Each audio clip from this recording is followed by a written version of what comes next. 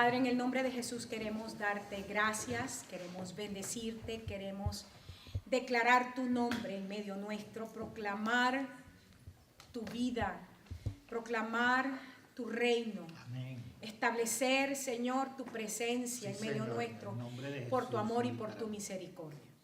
Amén. Señor, cuando nos disponemos a aprender de tu palabra, estamos orando por tu sabiduría, estamos orando por tu entendimiento, estamos orando, Señor, para que te muevas en nuestras vidas con todo poder y con toda autoridad. Amén. En Cristo Jesús abre nuestros sentidos para discernir los tiempos. Abre nuestros sentidos para entender tu visitación. Abre nuestros sentidos para tomar tus estrategias. Abre nuestros sentidos para vivir a la altura del llamado que nos has entregado. En Cristo Jesús. Amén. Estuvimos en la última clase, nos quedamos en la parte sobre Ajin Hei, el año 57-75, como el año del derramamiento del Espíritu.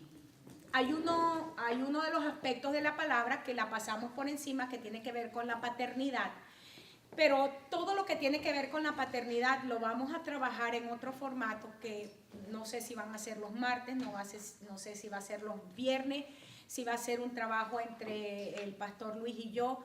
Ese aspecto específico de la paternidad, porque personalmente es el aspecto de la palabra profética donde yo voy a hacer muchísimo más hincapié por lo que Dios habló a nuestras vidas el año pasado, en el mes de junio. Ya después entonces conversamos un poco de eso, pero pasamos el tema de la paternidad y entramos al capítulo de la palabra profética que tiene que ver con el Espíritu Santo. Y estuvimos viendo bastante de esa parte y quisiera hacer un overview, un repaso de lo que vimos en la última clase para cerrar hoy ese capítulo del Espíritu Santo.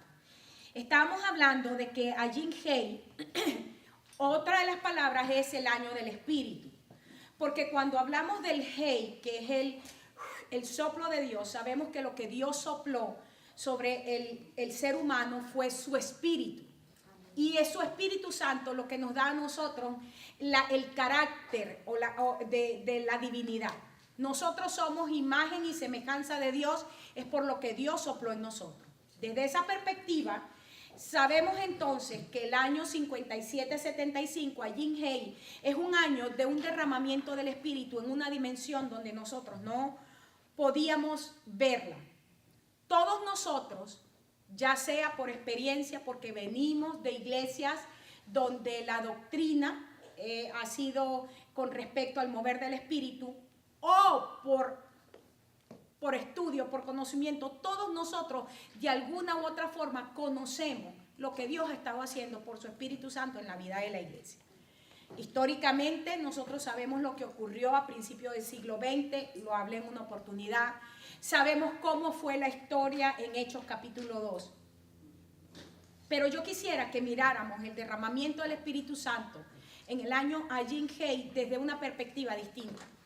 Porque una de las cosas donde la iglesia está perdiendo, vamos a decir, de vista lo que Dios está haciendo, es que nosotros queremos agarrar a Dios en lo que hace y buscarle el formato. Y tratamos de agarrar a Dios y es en este formato que va a trabajar, es en este formato que va a trabajar.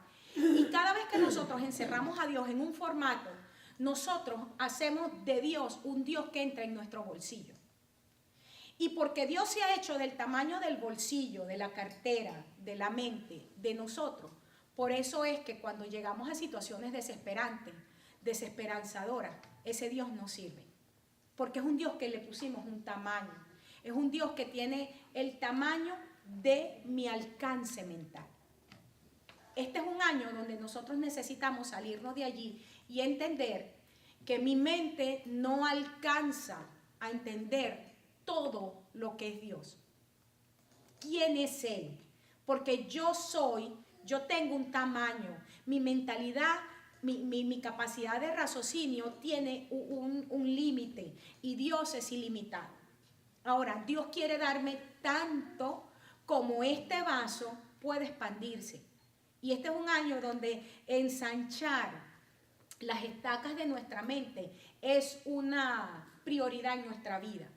Cambiar, ensanchar los límites del pensamiento personal debe ser una prioridad en nuestra vida.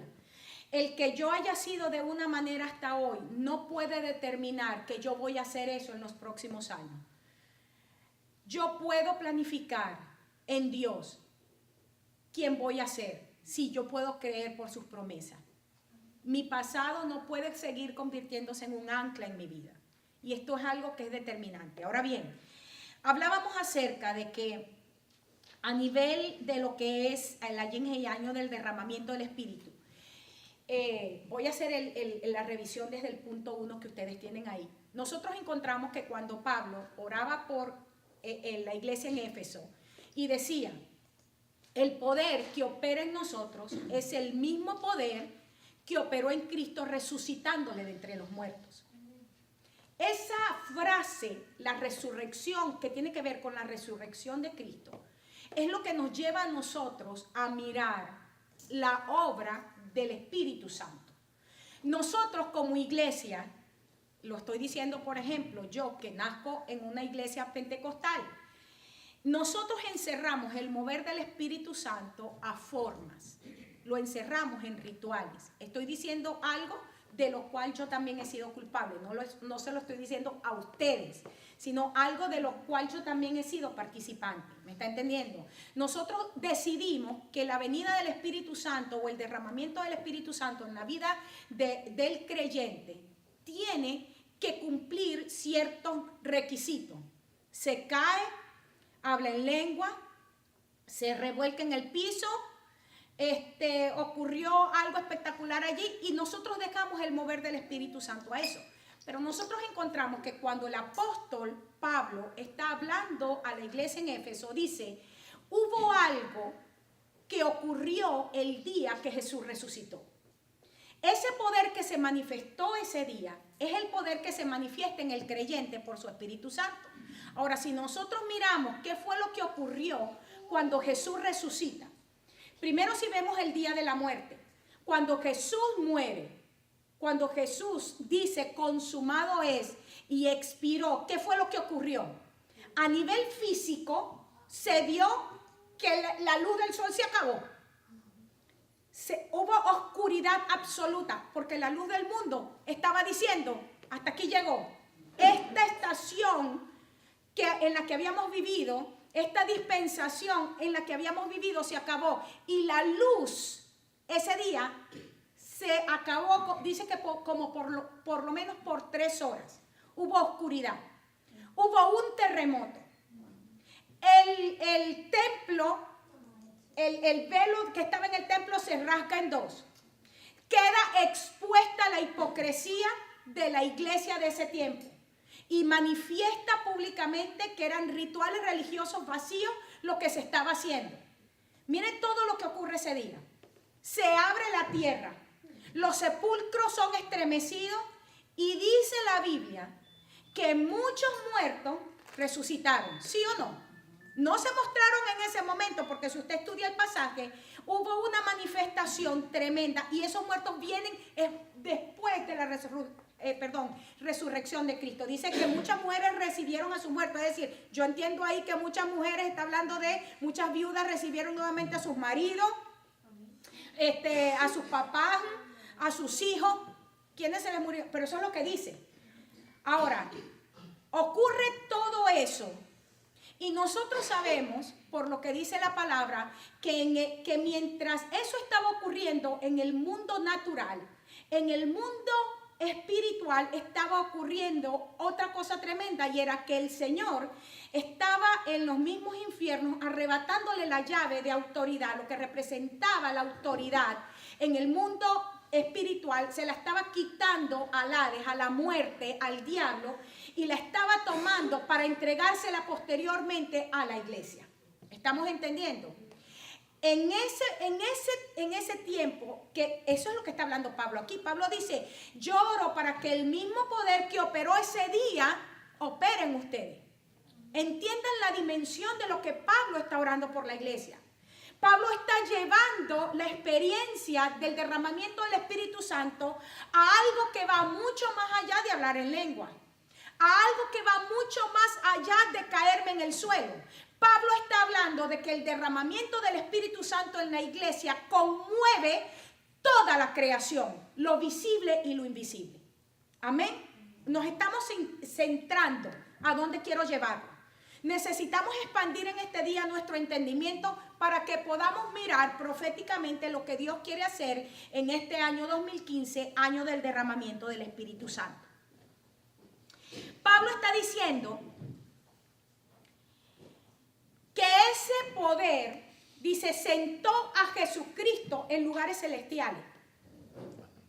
Entonces, lo otro que hace el poder de la resurrección es que además de que rompe los moldes naturales y los que no son naturales, los visibles y los invisibles, no solamente viene el Espíritu Santo para eso, sino que ese poder, que es el Espíritu Santo, la otra persona de la Trinidad, nos sienta en un lugar de autoridad. ¿Qué es lo que dice el libro de Hechos? Tú recibes poder cuando el Espíritu Santo viene.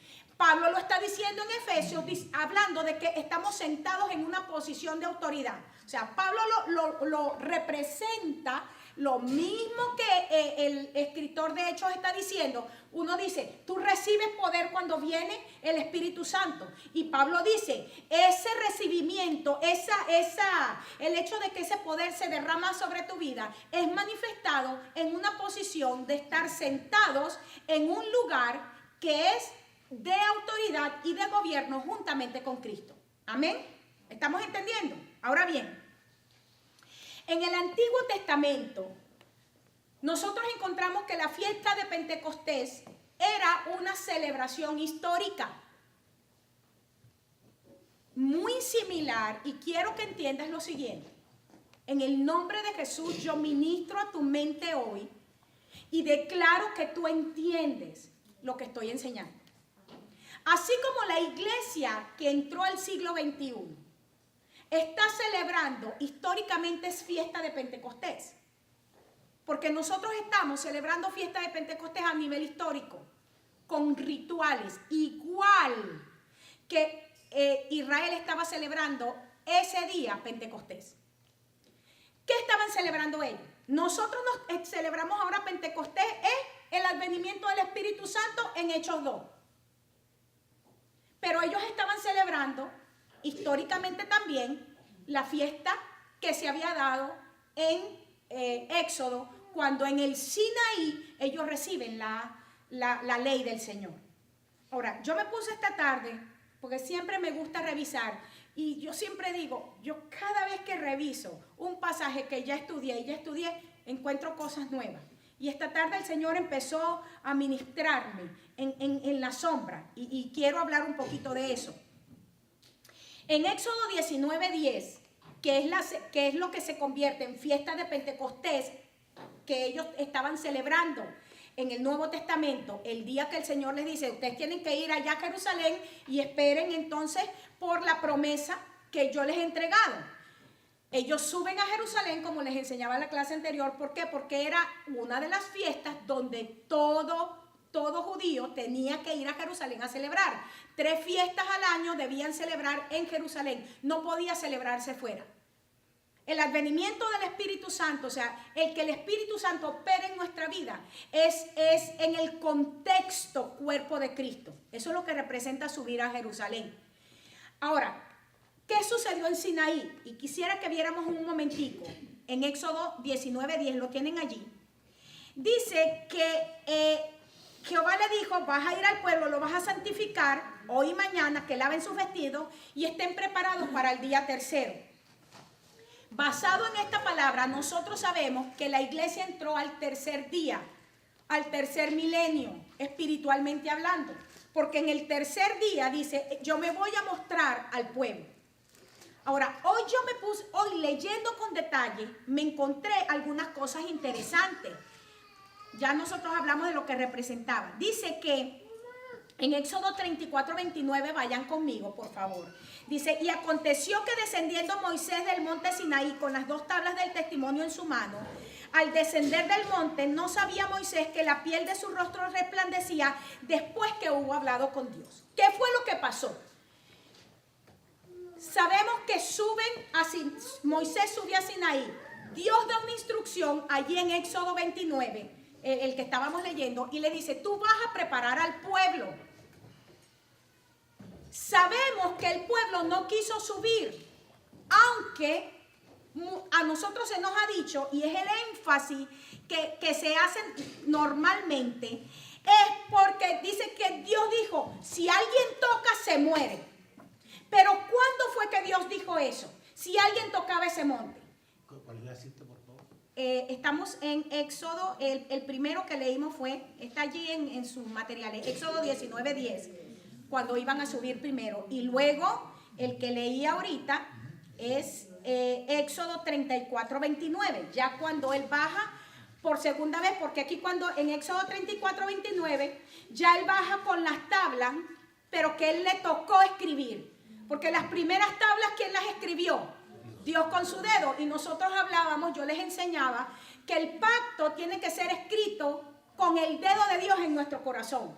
Y hacíamos la implicación de que cuando el Evangelio dice, que si Jesús hablando de sí mismo dice, ¿cómo tú sabes que llegó el reino? Si yo por el dedo de Dios saco los demonios.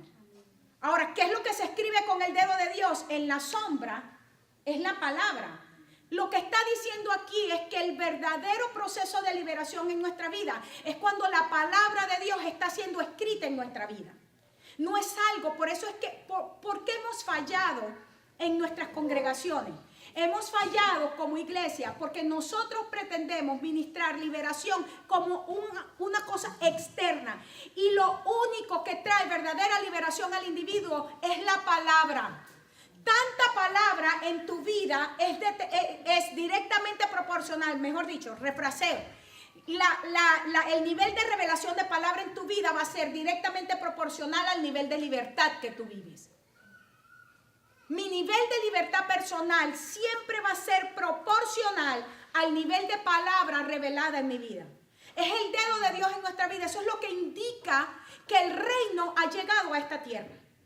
La palabra en mi vida. Ahora bien, en Éxodo 34 ocurre que cuando él sube nuevamente y el Señor le dice, ahora tú te vas a traer las 2 tablas, prepáratelas.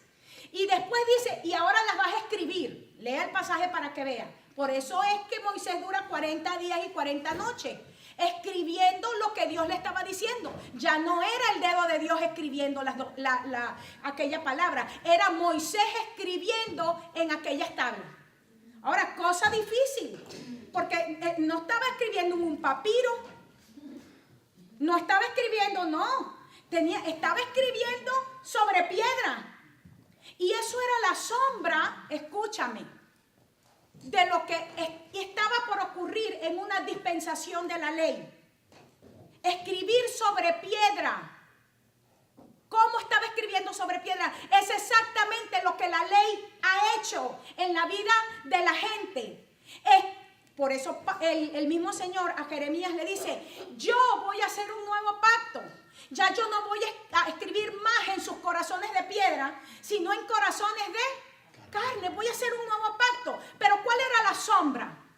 Cuando aquel pueblo rechazó subir al monte, cuando ellos dijeron, nosotros no podemos soportar esto, y ahí es donde quiero que vayamos. Vamos por favor nuevamente a ese pasaje porque me he quedado sorprendida del pasaje hoy. Lo voy a avanzar de todo lo que... Éxodo 19:11. Sigamos leyendo. Dice, estén preparados para el día tercero, porque al tercer día Jehová descenderá a ojos de todo el pueblo sobre el monte Sinaí. ¿Cuál era el corazón de Dios? ¿Era hablar solamente con Moisés? No, lo que Dios le estaba diciendo a Moisés era, tú tienes que preparar el pueblo porque yo me voy a manifestar a todo el pueblo. Sigamos leyendo. Y señalarás término al pueblo en derredor diciendo, guardaos, no subáis al monte ni toquéis sus límites, cualquiera que tocare el monte de seguro morirá. Y ahí se quedó la gente. Si tocamos, nos morimos. Pero ahí no se quedó el Señor en la instrucción. ¿Qué dice en el verso 13? No lo tocará a mano. Ajá, síguelo leyendo en voz alta mientras se me van las cosas.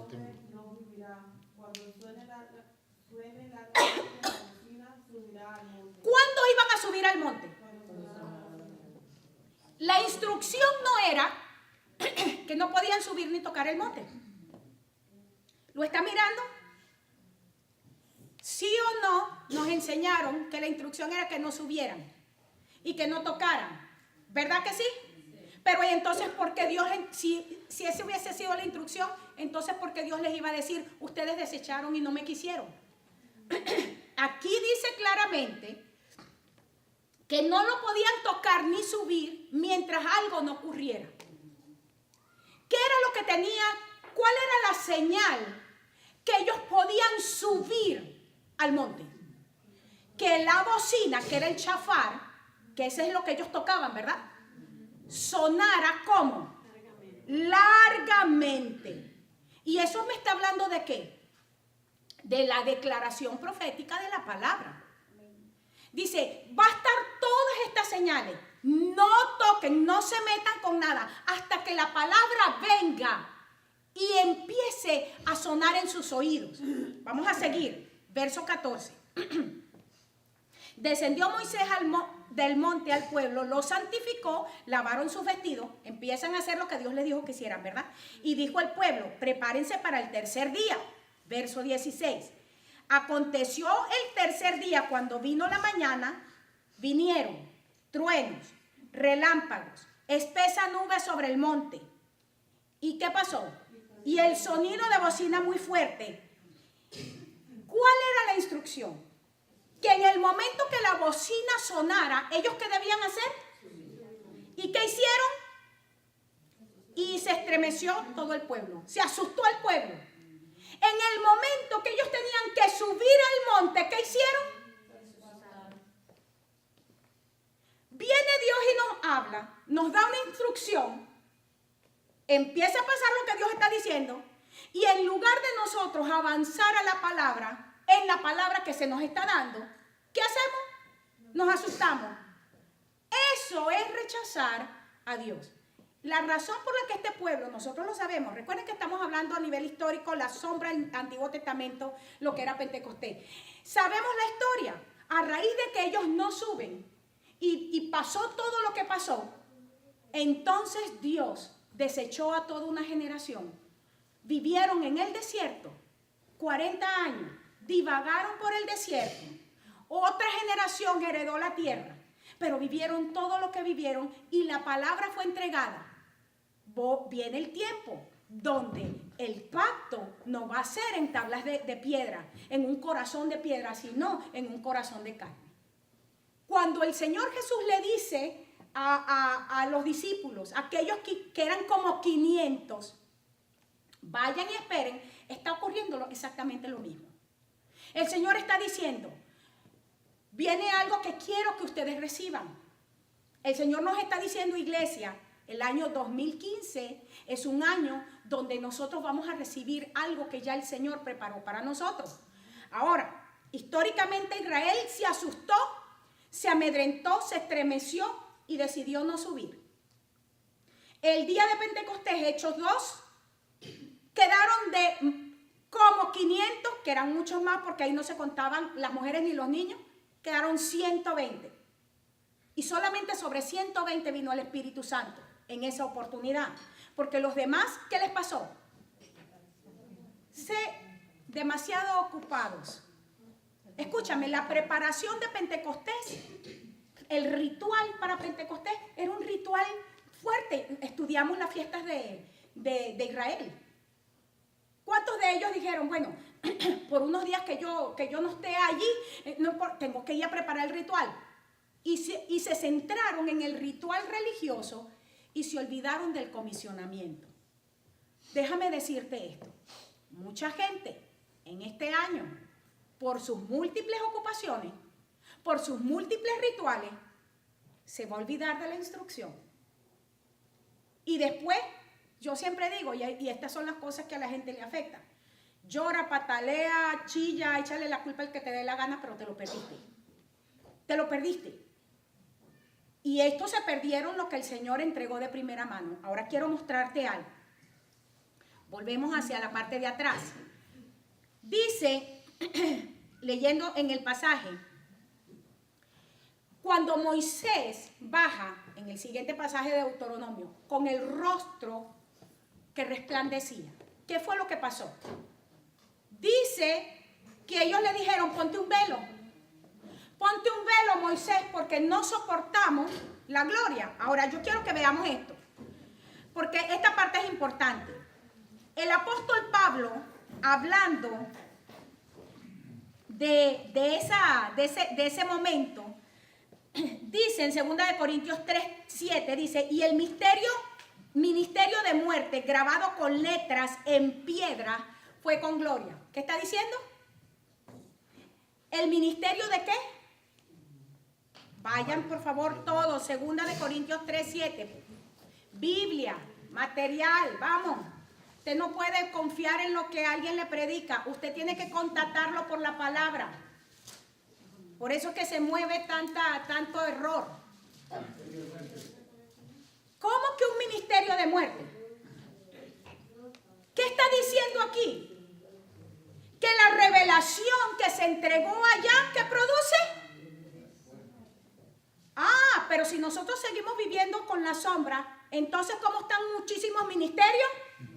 ¿Son ministerios de qué? Ay, no, pastora, ¿cómo usted va a decir eso? Aquí dice que hay un ministerio que es de muerte, porque es un ministerio que está escribiendo ¿dónde? ¿Dónde? En piedra. ¿Cómo usted sabe que la vida de Dios está en usted? Porque tiene un corazón de carne. Es decir, usted tiene la facilidad, se da el permiso de que el Espíritu Santo opere en su vida. Pero cuando usted es duro como la piedra, ¿es un ministerio de qué? ¿Es bíblico o no? Seguimos.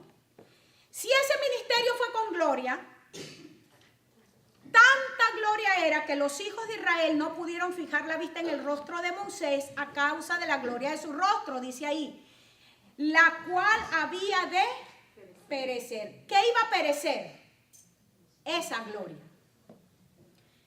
Escúchame, porque nosotros estamos siendo testigos oculares de cómo la gloria que fue derramada a principios del siglo XX está pereciendo. La gente anda de hueco en hueco buscando señales, milagros y prodigios. Y es algo que ha perecido. Esto lo he dicho en muchísimas oportunidades y lo voy a volver a repetir. Dice la Biblia que la unción de los últimos tiempos es la unción de Elías que se repite en Juan. Y la unción de Juan es la unción profética de la generación de los últimos tiempos. ¿Lo dice sí o no? Lo hemos visto montones de veces. La característica de esa unción es que hace volver el corazón de los padres a los hijos y de los hijos a los padres. Juan el Bautista probablemente hizo milagros, pero no hay ni uno solo escrito en la Biblia. ¿Por qué?